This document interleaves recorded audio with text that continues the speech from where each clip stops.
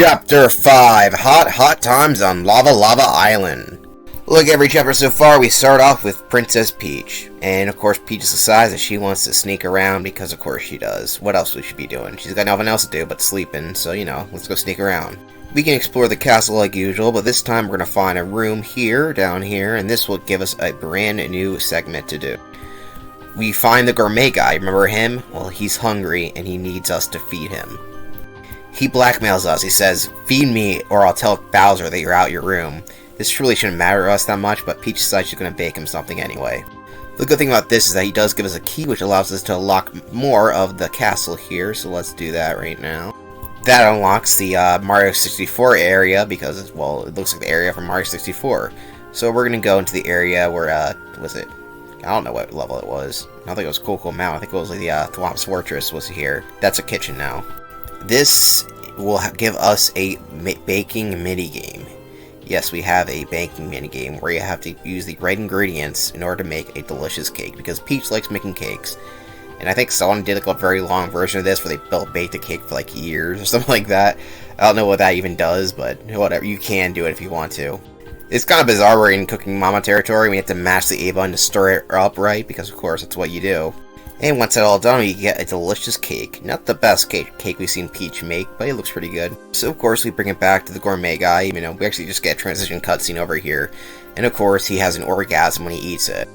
If you can tell, this guy really loves food. Not only does he let us go, but he also tells us a secret that the next Star Spirit is inside Mount Lava Lava and Lava Lava Island. But unfortunately, all the commotion caused us to be caught once again. But hey, at least we got some information to Mario, and that's all that matters, right? So anyway, we're back to Mario, and this time we don't have to travel back because we're already in Toad Town since, the Shy Guy Toy Box is right there. So in order to begin Chapter 5 directly, we gotta go to the western side of Toad Town, the more on the southern side, where we'll find a dock area, which you probably have visited before. Here we'll find Colorado, or Cooperado. Yeah, his name's Colorado, right? I don't know why, I forgot. He's Colorado. It sounds wrong, but yeah, because it's the state. I don't have any brain fart here, I'm sorry. Hey, it turns out he also wants to go to Lava Lava Island, but he has no way to get there because he has no boat. There is a giant whale in the way, so maybe there's something to do with that. Anyway, Mario decides to be nice and just ground pounds the whale, which, yeah, that's not nice, because it hurts the whale. Also, ignore the fact that the whale is not paper like everything else. The whale's complaining he's got like a stomach ache, so let's go inside, because it's a good idea to go inside a giant whale. By the way, if a giant whale opens his mouth and says, "Come inside my mouth," don't do so. Alright, don't do it. But we're gonna do it anyway, because Mario's a doctor. He prescribes medicine. Anyway, in order to get in here, you need Watt, and there's a giant weird guy jumping around here that we have to stop.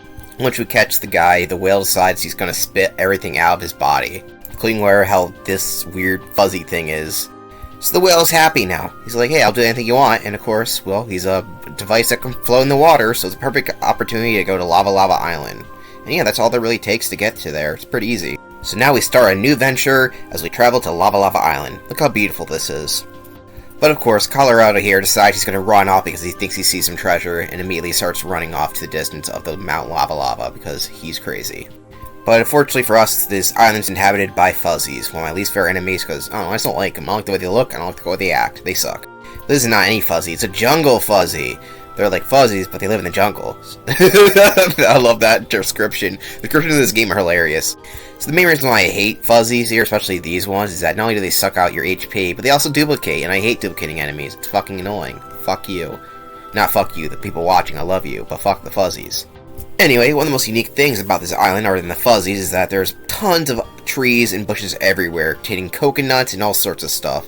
The coconuts don't really do much for you other than do a little healing. It is nice. There's flowers you can tap. Some of them give you bad stuff. Some of them give you good stuff. Even flowers where you can spin on top and throw a tornado. You have to mash the button to do it, so it's kind of confusing. It doesn't really tell you. But not only that, there's also a village of Yoshis. And let me tell you, I was kind of shocked when I talked to one of them and they started to speak, because I'm just so used to Yoshi just saying nothing but Yoshi. But apparently, yeah, sometimes they just say stuff. I know in Mario RPG, I believe they just talked. They didn't. No, actually, they didn't. They just said Yoshi with subtitles. But yeah, it is still shocking to see Yoshi's talk. I know they kind of do, but just seeing a whole village of them with personalities, it's a little weird. I'm just used to getting, yeah, Yoshi, Yoshi.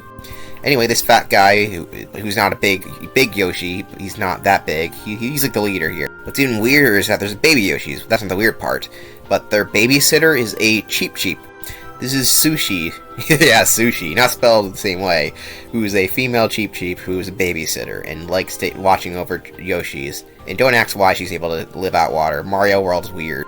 But not only that, in the tree up here, there's these weird ravens, and the Yoshi's Island ravens have weird feet. I don't like their feet, so we're gonna get out of here.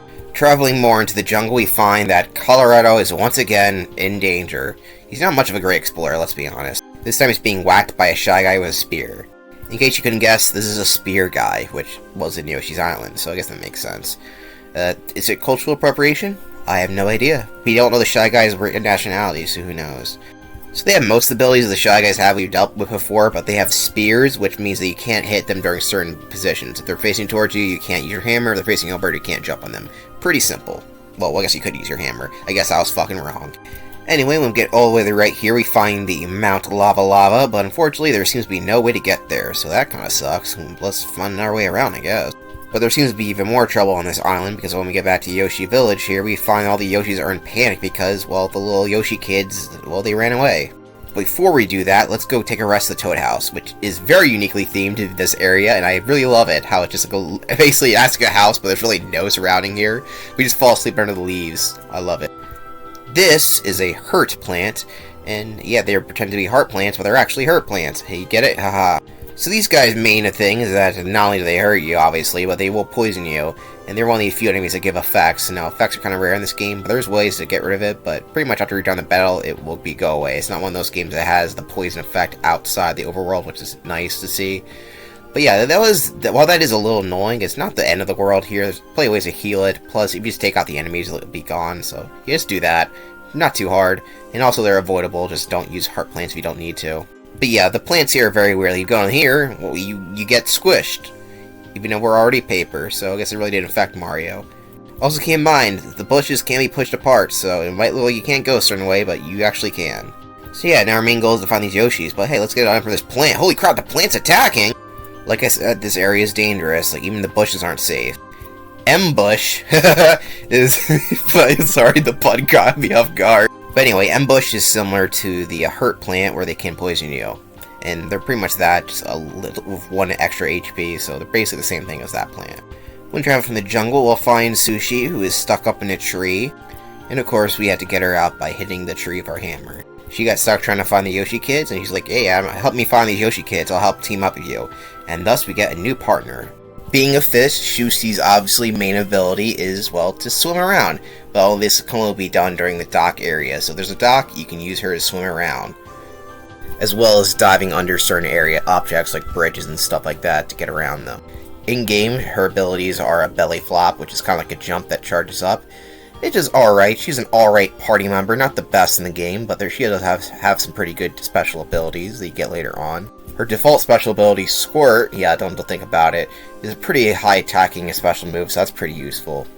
And the timing's pretty easy. And I wouldn't say the best party member, but yeah, I like her, she's alright.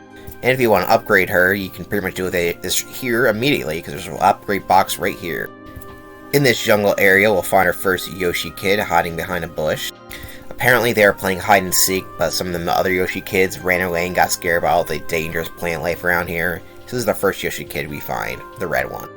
Anyway, the next section, already of the north, we have to use this weird propeller flower to get up here and find this hidden pipe all the way up here, hidden behind bushes. This Yoshi really hid pretty well because he's hiding underneath a cave here, crying like a little baby. Making our way westward, we find a giant log that comes up from the ground because logs do that. Where we find this blue Yoshi crying like a baby. If we go eastward from the north, we find that one of the baby Yoshis is being terrified by piranha plants, so we gotta save him from that.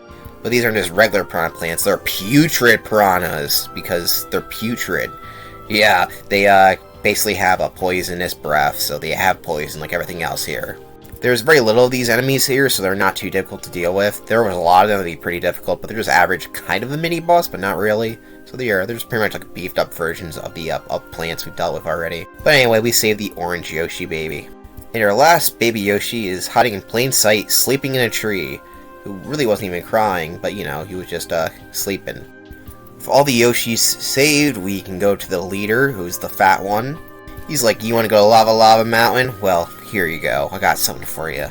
It's the Jade Raven. This is part of the statue for to summon Raphael the Raven. And Sushi also decides that she wants to come along with Mario because she thinks that Mario is a swell guy.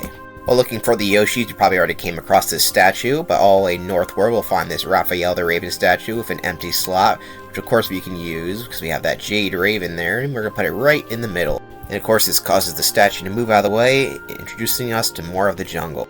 In the deep jungle here, we have to do more puzzles like climbing up vines to find eggs, of all things, as well as using a puzzle block thing to push blocks over a spout of water in order to stop the water from coming out and putting it over the right thing. In this case, the thing we want to blow up is the rock here. So yeah, one of the main gimmicks of this little jungle area is that there's vines everywhere, which can give you good items like fire flowers, or it can give you fuzzies. So be careful. But be careful because there's more enemies here and there, like more putrid piranhas right in our way. We can't get around them, so we have to fight them.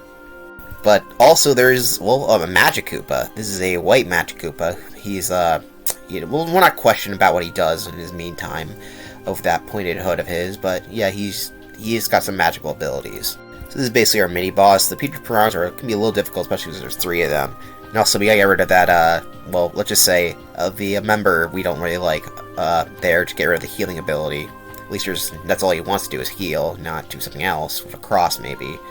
But anyway, once we do that, we finally make it to a giant tree, which looks really cool. I like this look. This looks so nice. And of course, we have to climb out this entire thing.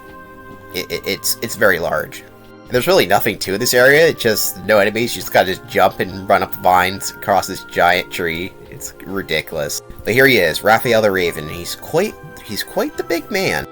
But luckily, he's willing to help Mario, and his Raven Bows are ready to help Mario get into the mountain. So yeah, he gives us a secret way to get to Mount Lava Lava, but he also is going to give us an incredibly unique item, that being the Ultra rank, for the Ultra Stone I should say. So in case you're wondering, this thing is very useful because it allows us to upgrade our members a second time. So yeah, we can upgrade Goombario or Bo or whoever to a next upgrade to get another ability as well as getting more attack and HP. Well, not HP because they don't have an HP in this game, but you know what I mean. Besides that, let's use the zip line all the way to Mount Lava Lava, and let's go on to the main dungeon of this area. And the first thing we find in here is a piranha plant who, instead of fighting us, decides he's going to lure his boss. But Colorado's already here and he's ready for adventure, but he's not very good at it, as you clearly see here. But don't worry, Mario knows how to jump over lava rocks. Though there's also more than lava rocks here, there are new enemies, like the lava bubble. It has, well, let's just say this defense is annoying. It doesn't have actually high defense, but the fact that you can only hit it with certain attacks because the fact it's always burning is not very nice to fight. I don't like that. I like hitting things in multiple different opportunities, not limited opportunities, so screw these guys. I don't like them. Some other enemies include a Spike Top, which is an enemy type we've already really dealt with. It just has really high defense, so yeah, that's kind of annoying. They have low HP, but their defense is annoying, so if you have a high special attack move, they take out pretty easily, but if you run out of it special, then you're kind of screwed here. Mount Lava Lava has a lot of fire going on, including these fire bars, which you actually can do jump rope with, and when you do that, you can get coins. Pretty neat. If you don't like dealing with all the fire enemies here, well, there's a badge for you, a Fire Shield badge, which you can obviously does what you think it does. One of the main things we gotta do in Lava Lava Mountain is go to this area to block some of the lava fall here, so we can explore more of the dungeon. Though, of course, there is another enemy blocking our way, a red Magikoopa, who, most of the Magikoopas here are pretty much the same as the next one. They do different types of magical stuff, and this one increases attack rather than healing stuff. But nothing too dangerous here, because, well, he's a coward, so he'll fly away. But anyway, in this area down here, we find a chest, which gives us another main item. This is the Ultra Hammer, which allows Mario to do an Ultra Hammer attack, which is pretty useful, but also can break metal blocks. Which, of course, there's some metal blocks blocking the areas, so now we can destroy that and keep moving forward in Lava Lava Mountain. I keep saying Lava Lava Mountain, but it's Mount Lava Lava. Anyway, we find Colorado is getting crazy as when we make our way past the metal block blocking the way, but he's an idiot and decides to jump all the way off the cliff instead of using the zip line that's right there. Maybe it was best he didn't go this direction, because at the end of the zip line we find a corridor with, well, a thwomp ball, it looks like, that's chasing after us. Though, if you were scared of it, just switch to Bo, and, well, you go right past it. Near the end of the dungeon, we have to push a block for quite a while in order to get to the platforms we need. Like, geez Louise, game. Alright, we're almost done pushing. Alright. We gotta break these metal blocks because, well, we actually gotta unleash another Thwomp Brock ball at us, which is kind of scary. Colorado does not get out of the way and gets hit by it because he's an idiot. We already established this, though. But anyway, once we unlock this path, we'll find a couple of corridors until we finally make it to the boss of here. It's just a piranha plant. Yeah, you wouldn't really expect to see a piranha plant that in here, but we've seen some piranha plants. It doesn't seem like a lava boss style. You wouldn't expect something different, but oh well. This is Lava Piranha. It's a lava piranha plant. The main gimmick with this guy is that he has 2 additional smaller piranha plant heads that have lower HP that will do additional attacks for him, as well as shooting out fire attacks that can burn Mario. So it's best to use damaging moves that attacks all heads at once. But yeah, overall, this guy isn't very difficult. Once his 2 heads get ripped apart from him, he's out for the good, and yeah, we won the battle. But, wait, I thought we won the battle. Holy crap. Yeah, Lava Piranha has a second go, and now he's really on fire. Even strong attacks don't seem to do much damage to this guy other than stunning him. But hey, someone's coming to the rescue. Colorado's gonna help fight, but yeah, he's useless, so what'd you expect? Now, if you couldn't tell, Sushi here is the best party member to use. Well, it makes sense, you know, water versus fire, even though water attacks don't do any more specific attacks, but her attacks are pretty useful, especially her ability to use her water pulse to guard Mario, as well as one that attacks all heads at once, and she doesn't do direct damage other than her belly flop. So overall, it's a pretty good contender to fight this thing. But keep in mind, this guy's got a lot of tricks up his sleeve, like shooting out more little piranha heads. This is a petite piranha. Yeah, they're not piranhas, they're petite piranhas. But these things are pretty useless since a group attack move will actually destroy them in one hit because they only have 1 HP. So yeah, Lava Piranha has a lot going on for him, but he's a pretty fun fight. But once everything's done, he's gone. And would you look at that, we've got ourselves another Star Spirit down. End of chapter! And yeah, that's the end of the video. Thank you for watching, but yeah, why is the video still going? Oh crap! It's an end of a chapter, but we're still going. Yeah, the volcano's about to erupt. You thought you were playing Paper Mario? No, we're playing Metroid now. With the Star Spirit here to help guide us, and Colorado being useless as always, we find the lava is rising, and we need to get the heck out of here fast. But all Colorado cares about is getting treasure, because of course he does. Well, it does seem like we're playing a mini-game where we have to get out. There's just mostly a cutscene here, so that's kind of sad. But hey, a Star Spirit really helps us by actually saving our butts. And don't worry about that treasure, because that treasure lands on an island. And yeah, that's the end of the chapter for real, so I'll see you next time for the next chapter. Thank you for watching, and stay tuned for more. We're almost done.